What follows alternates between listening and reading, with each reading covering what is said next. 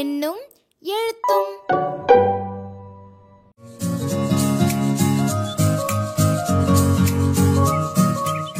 வணக்கம் குழந்தைகளா. நமது பூமி. சென்ற வீடியோல நாம சூரிய குடும்பத்துல உள்ள 8 கோள்களை பத்தி பார்த்தோம்ல. எந்த கோளை உயிர்கோள்னு சொல்றோம்?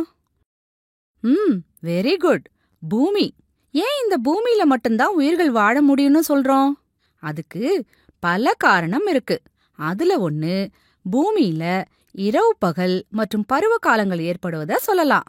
சரி, பூமியில இந்த இரவு பகல் மற்றும் பருவ காலங்கள் எப்படி ஏற்படுதுன்னு பாப்போமா? பம்பரம் சுத்துறத பாத்திருக்கீங்களா? இது மாதிரிதான் நம்ம பூமியும் விண்வெளியில 23.5 டிகிரி அச்சுல சாய்ந்த வண்ணம் சுழன்று கொண்டிருக்கிறது. அதாவது தன்னைத்தானே சுற்றி கொண்டிருக்கிறது. இவ்வாறு சாய்ந்த நிலையில் பூமி சுழலும்போது சூரியனின் ஒளி பூமியின் ஒரு பாதியில விழும். இந்த பாதி பகுதி நல்ல வெளிச்சமா இருக்கும். இத பகல்னு சொல்லுவோம். ஒளி விழாத மீதி பகுதி இருட்டா இருக்கும். இத இரவுன்னு சொல்லுவோம்.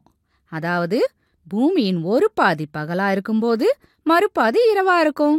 இவ்வாறு பூமி தன்னைத்தானே சுற்றி கொள்வதால் இரவு பகல் ஏற்படுது.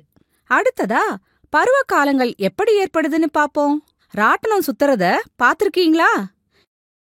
இதே போலதான் ஒரு நீள்வட்ட பாதையில சூரியனை பூமி சுத்தி வருது. ஆனால் பூமி தன்னைத்தானே சுற்றி கொண்டே ஒரு நீள்வட்ட பாதையில சூரியனையும் சுற்றி வரும். இவ்வாறு சுற்றி வரும்போது சூரியனின் ஒளிக்கதிர்கள் செங்குத்தாக விழும் பகுதிகள்ல வெயில் காலமாகவும் சாய்வா விழும் பகுதிகள்ல குளிர்காலமாகவும் இருக்கும். இந்த காலங்கள்ல மழை பெய்யும் மாதங்களை மழைக்காலம்னு சொல்லுவோம். இப்படிதான் பருவ காலங்கள் உண்டாகின்றன. இதனாலதான் நாட்டுக்கு நாடு இந்த பருவ காலங்கள் மாறுபடுகின்றன. நமது நாடான இந்தியாவுல மார்ச் முதல் மே வரை கோடை காலமும், ஜூன் மாதம் முதல் நவம்பர் வரை மழைக்காலமும், டிசம்பர் முதல் பிப்ரவரி வரை குளிர்காலமும் உண்டாகிறது. குட்டீஸ், நாம இந்த வீடியோல என்ன தெரிஞ்சுக்கிட்டோம்? பூமி தன்னைத்தானே சுற்றி கொள்ளும் சுழலுதல் நிகழ்வால் இரவு பகல் உண்டாகிறது என்றும், மற்றும் பூமி தன்னைத்தானே சுற்றி கொண்டே சூரியனையும் சுற்றி வரும் சுற்றுதல் நிகழ்வால் பருவ காலங்கள் ஏற்படுது என்றும் தெரிஞ்சுக்கிட்டோம். ஓகே குட்டீஸ், அடுத்த வீடியோல பாப்போம். நன்றி, வணக்கம்.